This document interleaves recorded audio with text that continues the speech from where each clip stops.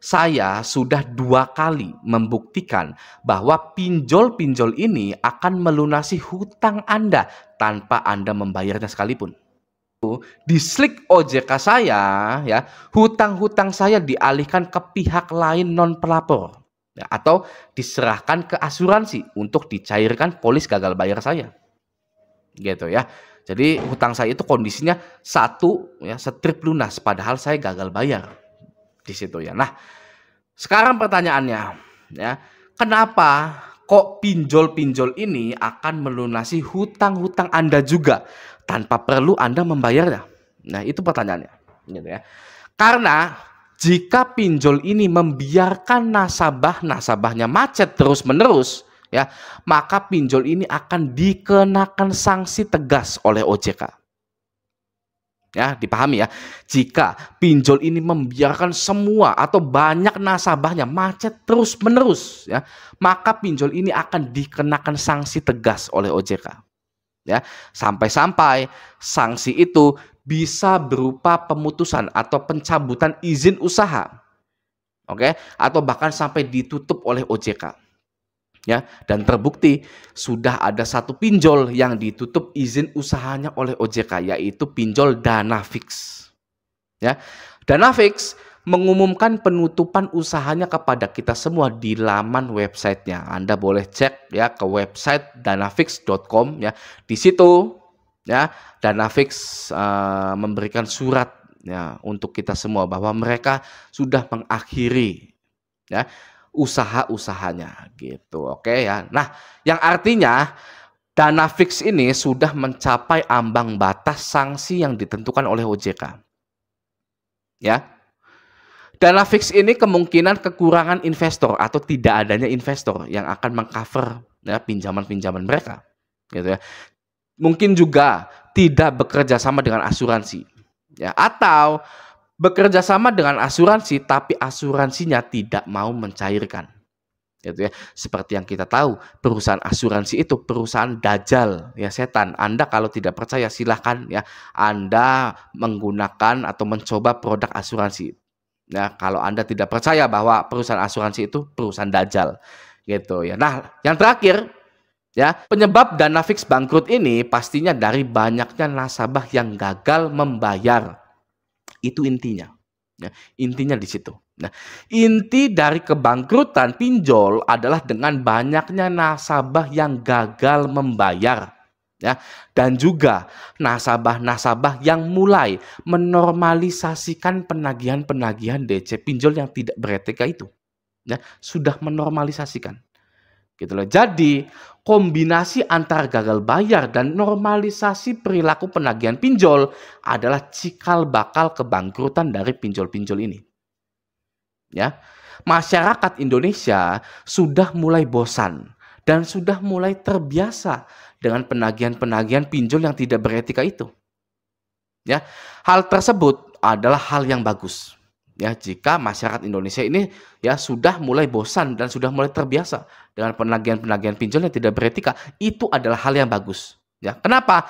Karena mengingat pinjol-pinjol ini dari dulu ya sok-sokan perusahaan paling besar, gitu, gitu ya. Mereka menganggap karena sudah mengantongi izin usaha dari OJK, gitu, dari badan kepemerintahan, gitu ya. Mereka berpikir bahwa mereka bisa semena-mena memperlakukan masyarakat Indonesia. Ya. Mereka, pinjol-pinjol ini menganggap masyarakat Indonesia adalah sapi perah untuk menjadikan mereka kaya raya. Ya.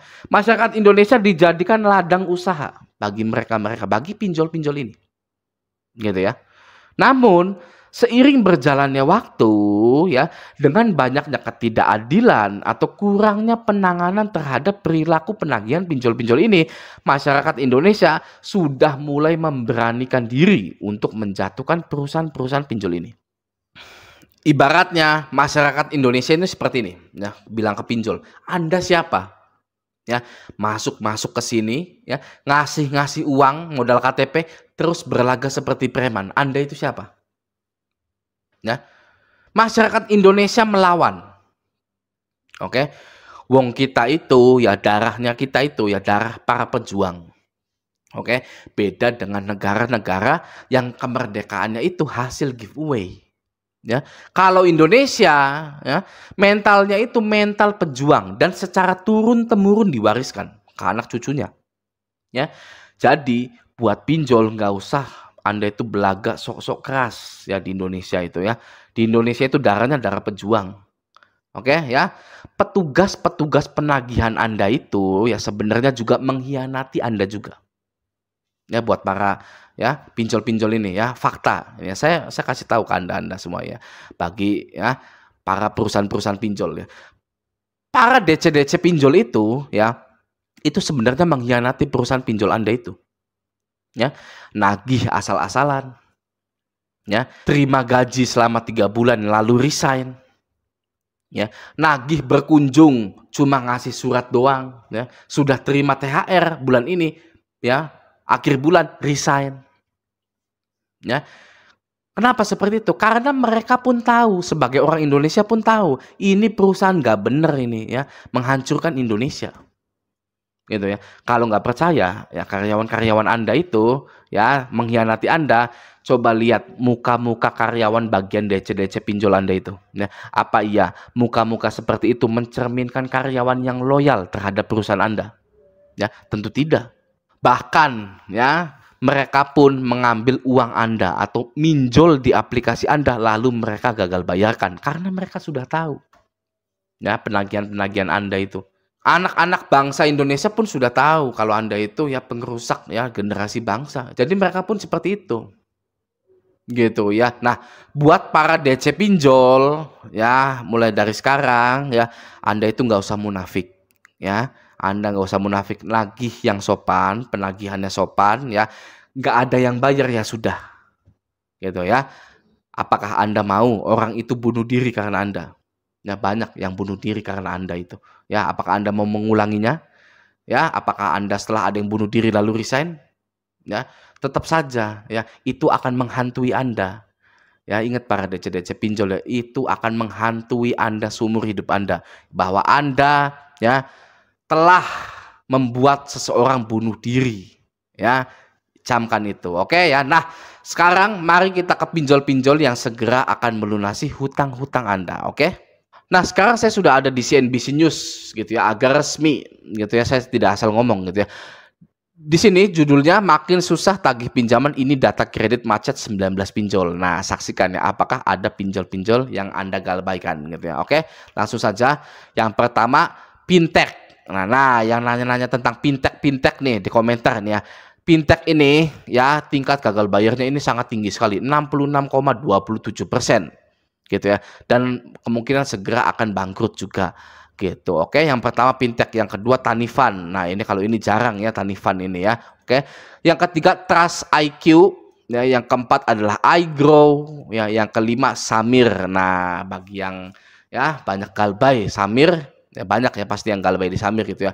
Ini Samir ini sudah 7,51% tingkat one prestasinya gitu ya, melebihi ambang batas yang ditentukan oleh OJK gitu ya. Wah, sangat miris sekali ya, nggak miris sih gitu kan ya, biasa saja gitu loh, malah bahagia gitu kan ya. Nah, Samir ini ya sudah kayaknya sih ya sudah mau bangkrut gitu ya, sudah ngap gitu ya.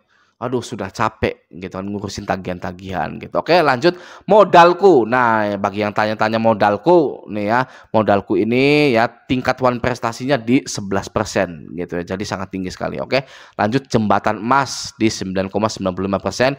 Finmas. Nah, ini sudah tinggi juga di 9,9% gitu ya. Oke, lanjut modal nasional. Nah, modal nasional nih ya banyak juga ya pengguna modal nasional itu ya yang masih sampai sekarang mikirin gimana sih nih modal nasional.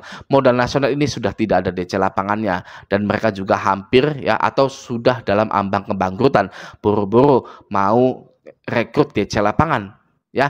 Dia saja atau modal nasional ini sudah dalam ambang kebangkrutan. Oke, lanjut koin P2P ya sebesar 6% ya. Lalu Indodana. Nah, siapa yang ya galbay di Indodana ini? Indodana ya ingin segera masuk dalam ambang kebangkrutan juga karena tingkat one prestasinya sangat tinggi sekali ya. Dan Indodana pun ini ya sudah berkurang DC lapangan, bahkan hampir tidak ada. Ya, Anda kalau masuk ke grup Facebook Raja Galbay ya sudah banyak kabar-kabar bahwa Indodana itu tidak didatangi DC lapangan, ya tidak ada DC lapangan gitu. Oke, lanjut ya. Selanjutnya nomor 13 ada cash cepat. Nah, cash cepat ini yang gambarnya itu kalau nggak salah pohon ya. Nah, cash cepat ini juga sama ya. Tingkat wan prestasinya adalah 6,91%. Oke, lanjut pinjam duit. Nah, pinjam duit ini juga sama, sudah di ambang kebangkrutan yaitu 5,38%. Oke, lanjut 15, nomor 15 dana pala 10%, pinjaman go 5,95%, pinjam modal 5,96%. Ya, pinjam modal itu kalau nggak salah yang dari leasing juga. Itu ya. Nah, ya Anda jangan pesimis hanya karena di backing leasing gitu kan, terus nggak bisa bangkrut gitu. Ini buktinya. Ya, tingkat wan prestasinya ini sampai 5,96%. Kalau di backing leasing ya nggak akan masuk ya dalam 19 daftar pinjol ini.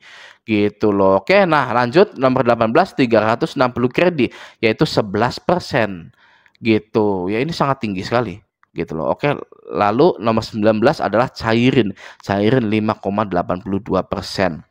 Itu jadi ya 360 kredit ini kemungkinan yang akan bangkrut duluan gitu. Siapa yang punya tagihan di 360 kredit ya sudah nggak pikiran toh ya, karena juga penagihannya juga sudah mulai reda gitu ya, ini ya, karena mau bangkrut sebenarnya gitu. Ciri-ciri ya, salah satu ciri-ciri aneh pada pinjol ya, kalau penagihannya itu tiba-tiba berhenti ya, mereka itu ya bisa kemungkinan mau bangkrut gitu, karena sudah dipecatin sih, sudah